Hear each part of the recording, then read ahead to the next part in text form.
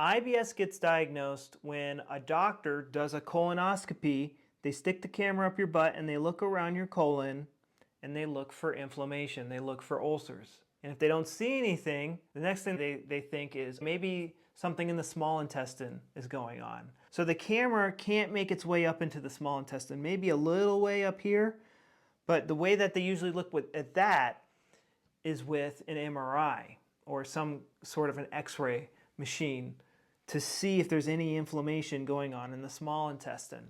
Other ways that they do this is with a capsule endoscopy, where you swallow a pill that has a camera in it and it takes pictures of your whole entire digestive tract. So if they do those procedures and they don't see any inflammation or damages or changes anywhere in the intestines, then they just go, I don't know, I guess you have IBS. What I see causing the majority of IBS symptoms are either the gallbladder or the intestinal muscles.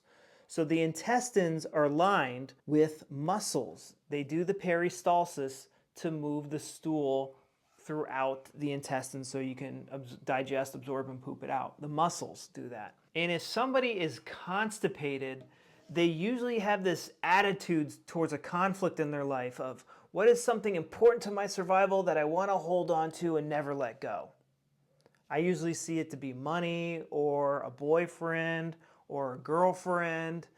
And if it's more diarrhea related, they usually have this attitude of they're like angry and they're frustrated and they want to get rid of some crap. This is a bunch of crap. But if your stool is like green, yellow, and it has a bile, like just super stinky smell, then this is the gallbladder going in and out of overdrive due to a territorial anger conflict for men, and for women it could be territorial anger or an identity conflict.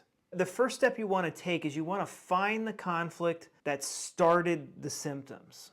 What were some stressful things going on in your life when your IBS symptoms started? And try to find that, like force it. Because the mind's kind of lazy and it wants to conserve energy and it's going to avoid doing this work. It's going to go, no, nothing.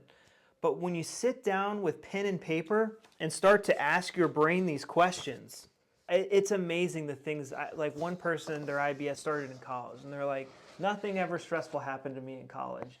Then they started using my workbook and it started to like free up their mind. And then one day the floodgates opened and it was like, I went through a bad breakup, my best friend moved away, there's a lot of stress in the family, my grandmother passed away, lots of stressful things all happened in college.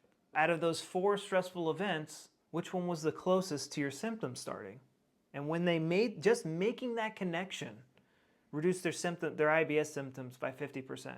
It's this weird subconscious process. I wish I could explain it better, but essentially you experience a traumatic event and your brain decided to put your gut into overdrive because it thought it was the best survival tool for the job. Now I have a free webinar where I go over this in much more detail. IBS, you kind of have to do some poking around to figure out like what's causing your symptoms. My webinar is a mini version of my 13-day protocol, and it will greatly help you. It is everything that I wish my GI doctor would have told me when I first started getting symptoms, and it took them just a year to give me a diagnosis.